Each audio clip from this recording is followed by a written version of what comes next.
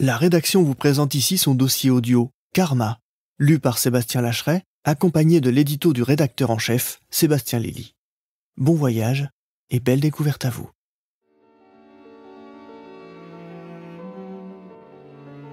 Lorsque nous nous asseyons confortablement quelques minutes pour prendre des nouvelles à l'échelle du monde, le tableau qui se présente à nous est pour le moins contrasté, voire très sombre. Même les bonnes nouvelles semblent parfois tachées d'inquiétude, comme si les nuages qui se baladent au-dessus de nos têtes s'étaient passé le mot pour attirer la pluie, voire la foudre. Comment l'humanité peut-elle sortir de cet hiver pour retrouver le sourire, la joie et la quiétude qui la caractérisent parfois si joliment ? En regardant ce qui se passe non pas à l'extérieur, mais au sein de notre fort intérieur, nous découvrons que le karma, souvent réduit à un simple concept de cause à effet ou de fatale destinée, recèle une profondeur insoupçonnée qui peut nous aider à vivre en paix, d'abord avec nous-mêmes, ensuite avec le monde. Car en plongeant dans les traditions hindouistes et bouddhistes, source de ce terme devenu célèbre, l'idée de posséder un karma est rapidement remise en question. Les forces qui nous entourent ainsi que les énergies qui nous constituent sont en perpétuelle évolution et cela nous suggère une richesse de perspectives souvent négligées où chaque part d'ombre peut prendre conscience d'elle-même pour se tourner vers le meilleur. Comment nos pensées façonnent-elles nos actes ? Comment nos actes modèlent-ils notre expérience de la vie ? À quel moment invitons-nous la justesse, la cohérence, la bienveillance ou la dévotion dans nos existences ? Comment pouvons-nous utiliser le principe du karma pour cultiver un bonheur authentique et durable ? Essentiel dans la construction de notre personnalité et bien au-delà d'une simple loi de rétribution cosmique, le karma nous invite à explorer la complexité de nos intentions, de nos actions et de leurs conséquences. Et dans un monde parfois éprouvant, n'est-ce pas primordial de le faire ? C'est dans cette exploration que nous découvrons que les fruits de la joie ne résident pas dans la poursuite aveugle de plaisirs éphémères, mais dans la compréhension et la maîtrise de nous-mêmes. Voilà ce qui nous a motivés à vous proposer ce nouveau dossier d'Inexploré, qui, j'en profite pour vous le dire, fête ses 13 ans en kiosque. Merci à celles et ceux qui participent à cette belle aventure. Joyeuses fêtes et merveilleux début d'année à vous.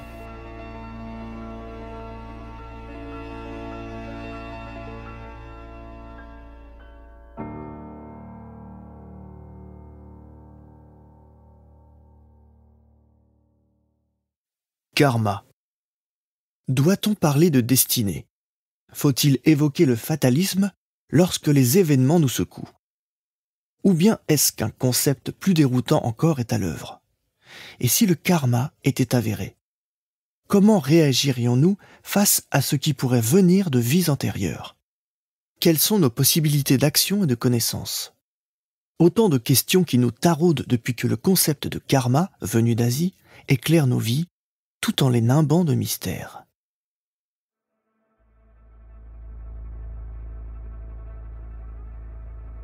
Karma, mais qui es-tu ? Importé des spiritualités asiatiques, le karma est une notion souvent mal comprise des Occidentaux. Destin, fatalité, ou encore outil de transformation, qu'en est-il vraiment ? Il faut revenir à l'origine du terme pour l'éclaircir. Par Mélanie Chéreau. Le concept de karma captive l'imaginaire occidental depuis des décennies, s'infiltrant dans la culture populaire. Pour beaucoup, le karma évoque cette idée. Ce que vous donnez, vous le recevez en retour. Il est indéniable que cette notion a largement été simplifiée par l'Occident, mais aussi interprétée de manière très orientée depuis les théosophes et le New Age des années 70. Souvent réduit à une loi de rétribution cosmique où les bonnes actions sont récompensées et les mauvaises punies, regard assez judéo-chrétien, le karma est compris comme un bagage que l'on traînerait de vie en vie et qui déterminerait les contours de chacune d'elles. Tout d'abord, l'étymologie du mot sanskrit karman, dérivé de la racine verbale kar, qui signifie à la fois faire et le fruit de l'acte, se retrouve dans toutes ses déclinaisons asiatiques. Mais la signification du terme karma à l'occidental renvoie à une notion qui diffère légèrement d'une philosophie ou d'une religion à l'autre.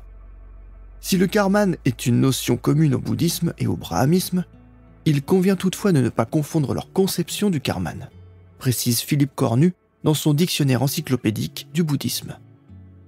Par exemple, dans le brahmanisme ancien, le karman consistait à évaluer si un acte sacrificiel était bien exécuté et ainsi méritait la rétribution divine.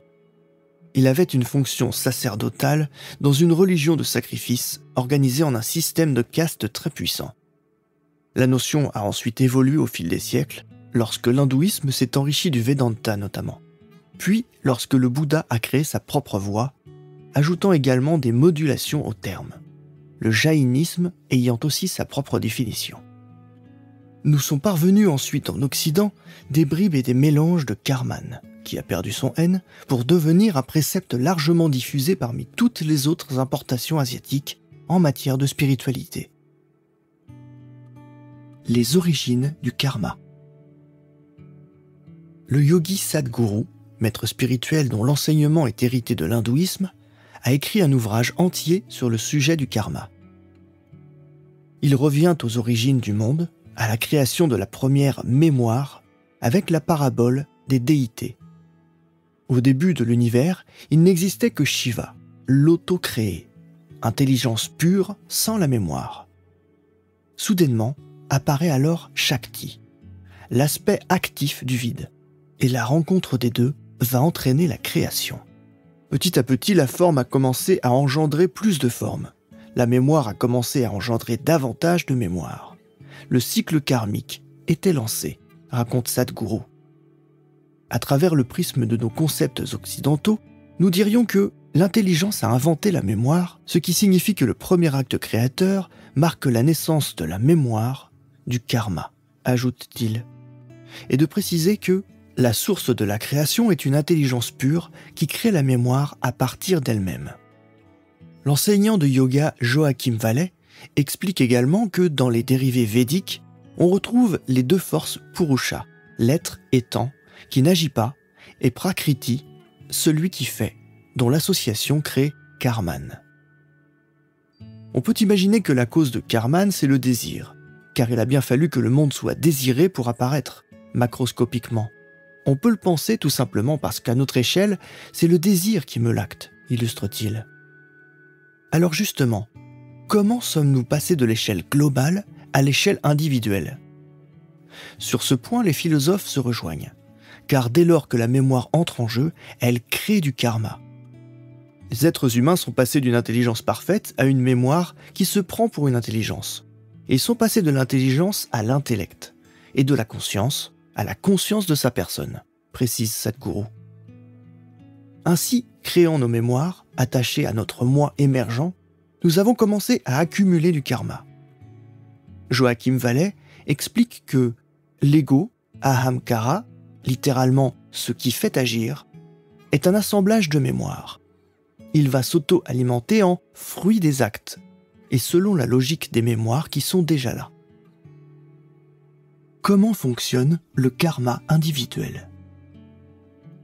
Pour Sadhguru, il est important de comprendre que le karma est la condition de la vie humaine. C'est ce qui va façonner notre ego, notre corps et notre mental, leur donner une fondation, sans laquelle d'ailleurs la transcendance ne serait pas possible, les liant par des processus karmiques et stockant tout ce qui nous parvient. Ces mémoires sont nécessaires à notre fonctionnement au quotidien. Le karma est la colle qui vous fait adhérer à ce mécanisme corps-mental. Si vous l'éliminez, si vous éliminez tout votre karma, vous quitteriez votre corps à l'instant même, s'amuse Sadhguru. Ne serait-ce qu'en évoquant l'ADN dont nous sommes constitués, il n'est pas incohérent de nous concevoir comme un assemblage de mémoires. Joachim Vallée ajoute « Notre ego est fait de mémoire, fruit de nos actes, de mémoire de notre lignée et du monde. Nos ancêtres ont vécu imprégnés par la richesse de chaque époque, alors nous sommes aussi définis selon les logiques d'hommes préhistoriques, de guerriers, de mamans ou même de fées. Souvent, la puissance collective ou archétypale nous définit autant que celle du fruit de nos actes.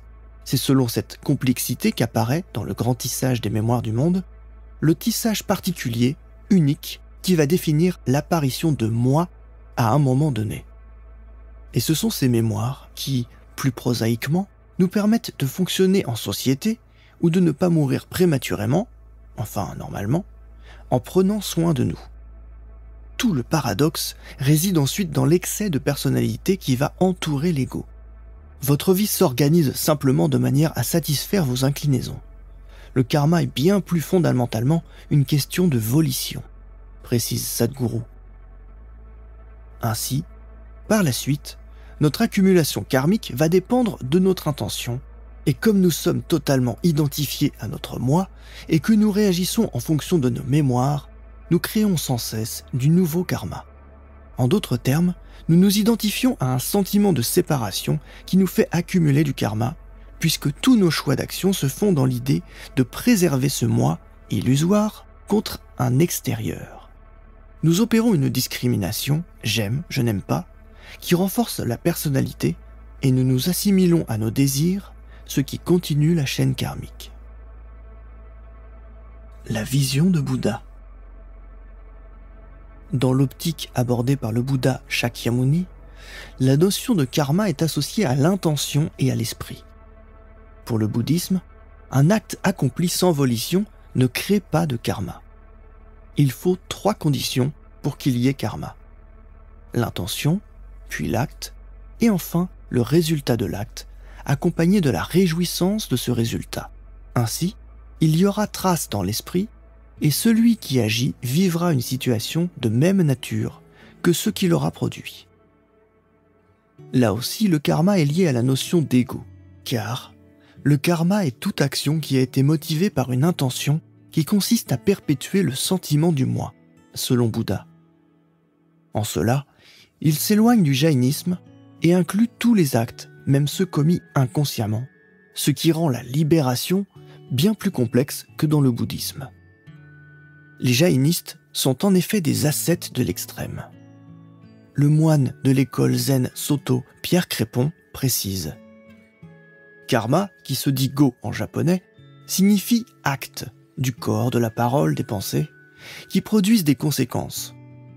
Au niveau d'une personne, les actes laissent une empreinte dans le psychisme. Ainsi, il y a la notion fondamentale de cause et condition, qui se dit inen en japonais. Par exemple, l'acte de planter une graine a pour conséquence la croissance d'une plante, mais seulement si les conditions de fertilité de la terre, de la pluie, du soleil sont réunies. Mais les situations sont si complexes que nous ne pouvons pas vraiment prévoir les conditions ni les conséquences qui peuvent advenir dans une vie postérieure. Le karma en Occident. Les Occidentaux ont adapté à leur culture la notion de karma avec une interprétation opposée, car la théorie aristotélicienne postule qu'une chose peut avoir plusieurs causes. C'est d'ailleurs cet héritage d'Aristote qui nous rend le bouddhisme assez difficile à comprendre. La vacuité, le monde avec lequel on interagit et auquel nous croyons trop, les phénomènes conditionnés, donc forcément impermanents et source de souffrance, et le fait que notre esprit croit en cette illusion, toutes ces mécompréhensions nous éloignent de l'éveil qui advient si l'on lève le voile. Il est important de noter que l'idée d'un karma collectif est un sujet de débat entre les hindouistes, qui pensent qu'un karma peut résulter d'une conséquence contractée collectivement, et les bouddhistes qui ne conçoivent le karma qu'individuellement. Par ailleurs, les notions de karma évolutif ou encore de mission de vie au regard de notre karma sont des créations occidentales. Comprendre demain. La bonne nouvelle, en ce qui concerne le karma, c'est qu'au regard de l'avenir, nous avons encore dans nos mains la possibilité d'être attentifs à ce que nous allons générer. Même si le poids de la vie quotidienne l'emporte à bien des égards sur nos velléités spirituelles, nous pouvons essayer de vivre de manière éthique le plus possible et dans la conscience au moins de notre inconscience. Le plus difficile étant de réaliser que ce karma est vide comme tous les phénomènes. Si l'on aborde la notion de karma avec le référentiel de notre culture centré sur l'ego, on passe à côté de sa signification. Le moine zen Pierre Crépon ajoute que notre karma est une force qui participe à notre existence. On ne peut y échapper. Mais il n'y a pas non plus à s'identifier à ce karma. En d'autres termes, nous placer dans l'observation juste, sans saisie des phénomènes, qu'ils soient intérieurs ou extérieurs, nous permet de nous délester de l'identification, du besoin de toujours exister et de la peur de disparaître. Le karma, lui, se mêle au maillage de nos mémoires et ce qui est dans notre essence profonde ne disparaît pas, en effet. Ce qui est divin en notre cœur et qui forme l'intelligence, cet Atman, effectivement ne meurt jamais. Cette âme divine rejoint le divin et ça continue. Je disparaît, Atman ne disparaît pas, conclut Joachim Vallet. Alors, comment aborder notre avenir, collectivement et individuellement, avec ces outils en main ? Comment se réapproprier nos destins afin d'avancer avec plus de conscience, même face à la souffrance ? Tant de questions si actuelles.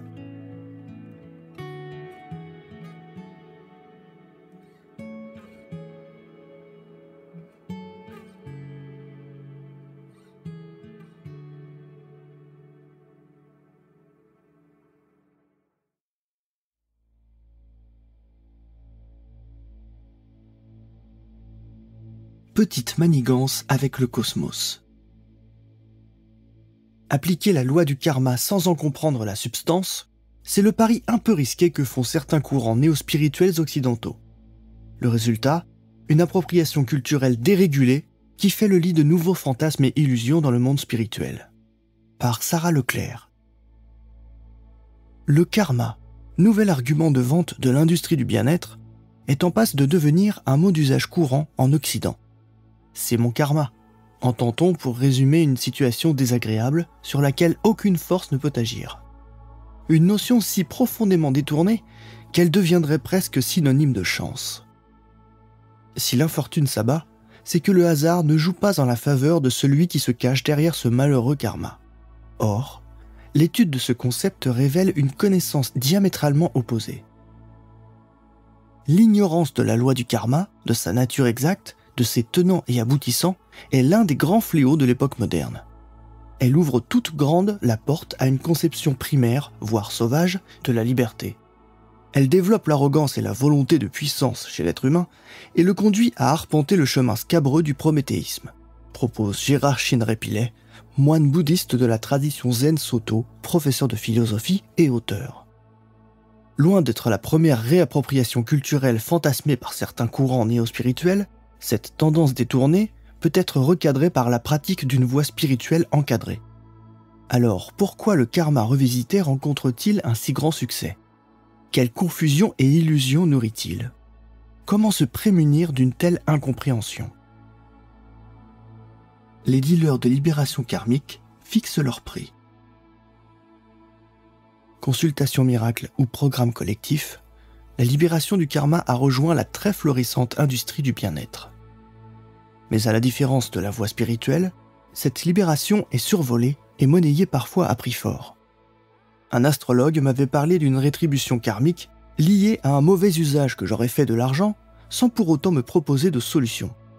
Et puis un jour, j'ai vu une proposition de guérison karmique. La personne disait intervenir sur le corps causal, celui qui porte l'ensemble du réservoir karmique. Témoigne Léonie, 36 ans, professeur de fitness à Lyon. J'ai donc payé 3 consultations à 90 €, censées me libérer de mon bagage karmique. Puis j'ai acheté plusieurs programmes en ligne visant à me libérer moi-même en écoutant des enregistrements audio. J'ai dépensé plusieurs centaines d'euros, mais je n'ai pas vu de résultat, poursuit-elle. Un cas parmi tant d'autres sur le marché du bien-être qui appose à la libération karmique les valeurs mercantiles de l'économie libérale. Si la démarche consistant à se faire aider est louable, et certainement porteuse d'un karma positif, le manque de discernement devant l'ampleur des propositions est inquiétant. On peut considérer le karma comme une maladie existentielle, et donc qui dit maladie, dit guérison.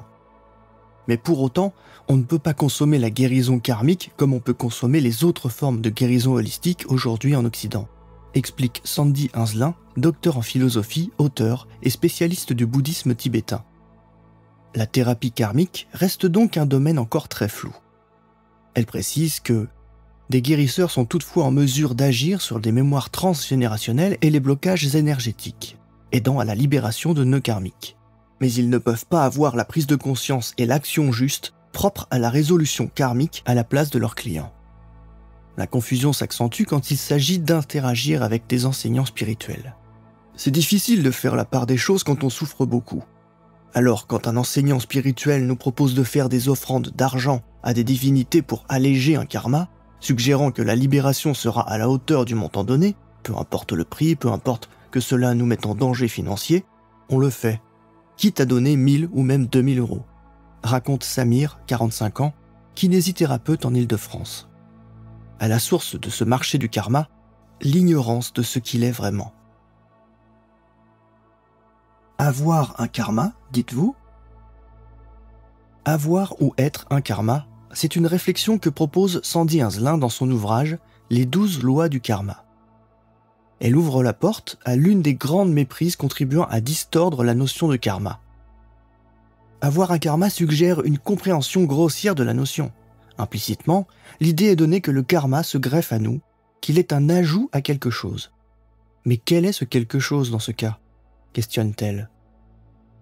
Elle démontre ensuite que l'erreur induite par l'emploi du verbe « avoir » est de penser qu'il y a un élément stable et permanent, support du karma.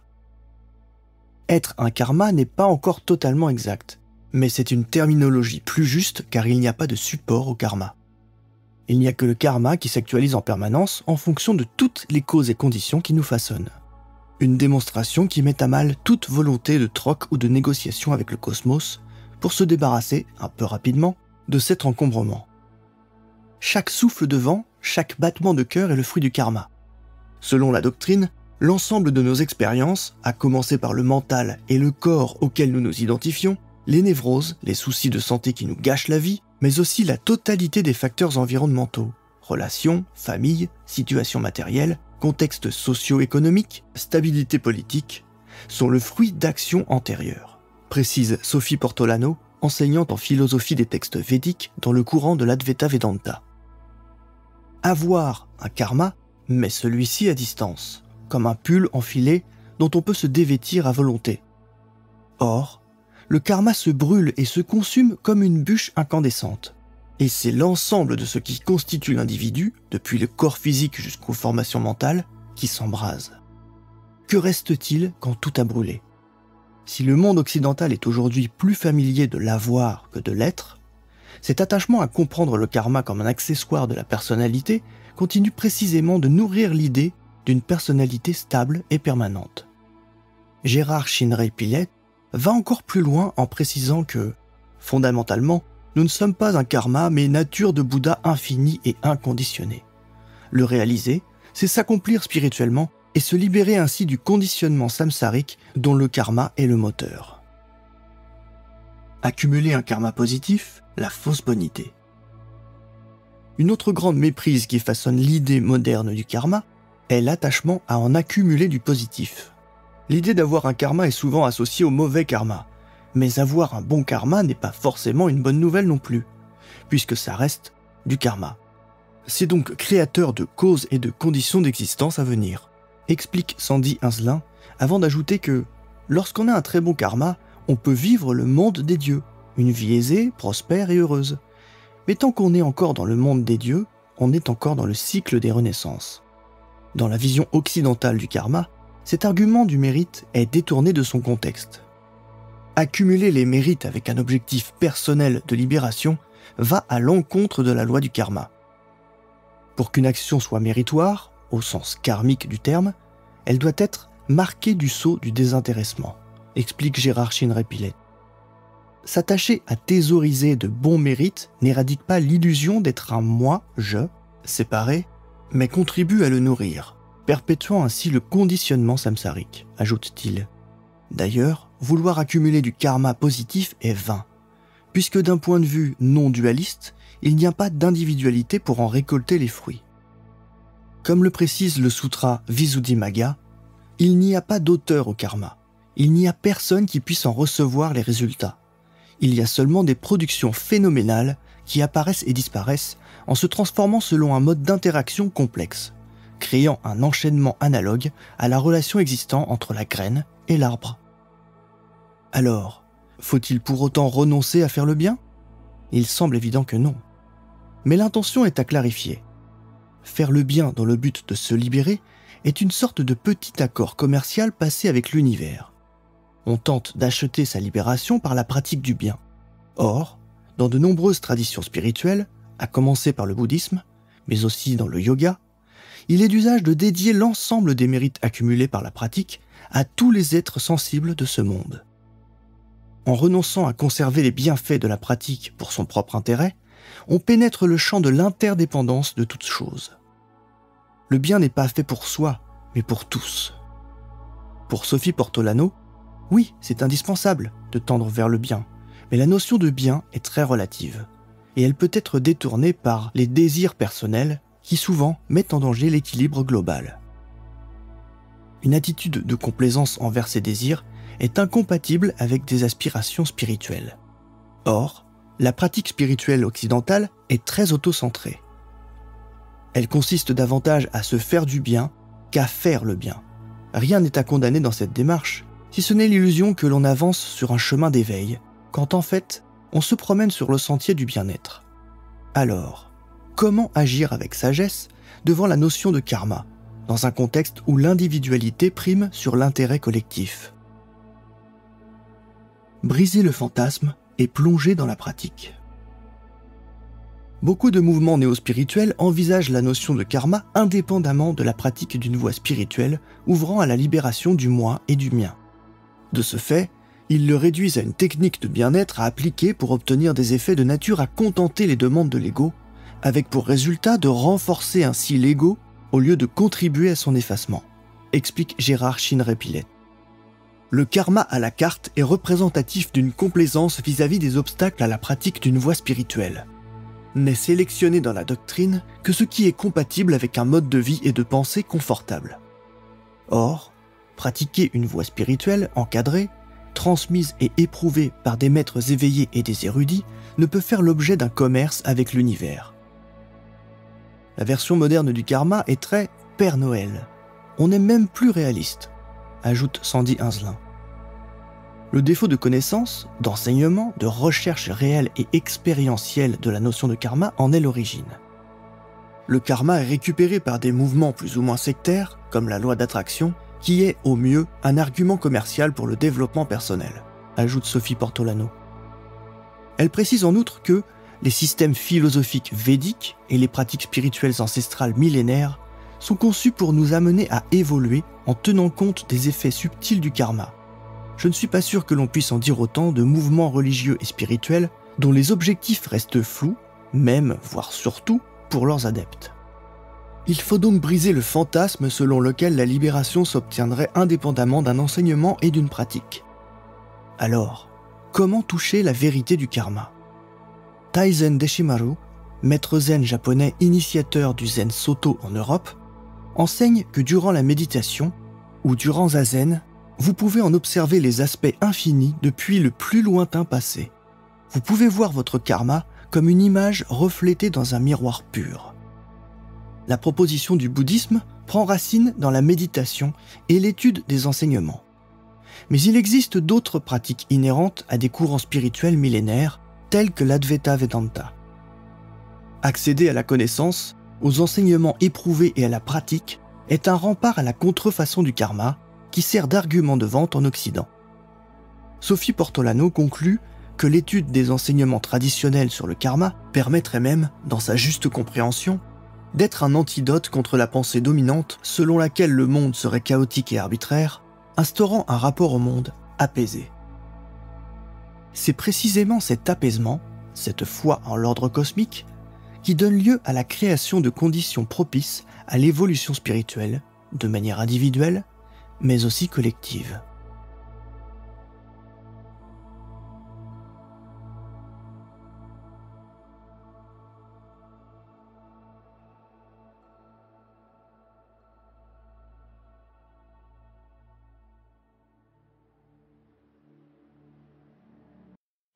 Merci de nous écouter. Nous espérons que cet extrait vous a plu et vous inspirera. Découvrez la suite de ce dossier audio dans les épisodes suivants, disponibles en intégralité pour nos abonnés sur Inexploré Digital. Et surtout, n'hésitez pas à partager autour de vous nos contenus. À bientôt.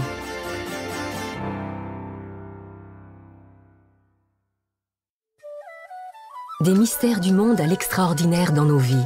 Inexploré propose des enquêtes, des expertises et des articles pratiques pour permettre à chacun d'ouvrir son esprit afin de se mettre en route sur les chemins de la sagesse et du bonheur. Abonnez-vous pour aller plus loin, soutenez-nous et profitez de toutes les versions longues de nos contenus sur Inexploré Digital. À bientôt.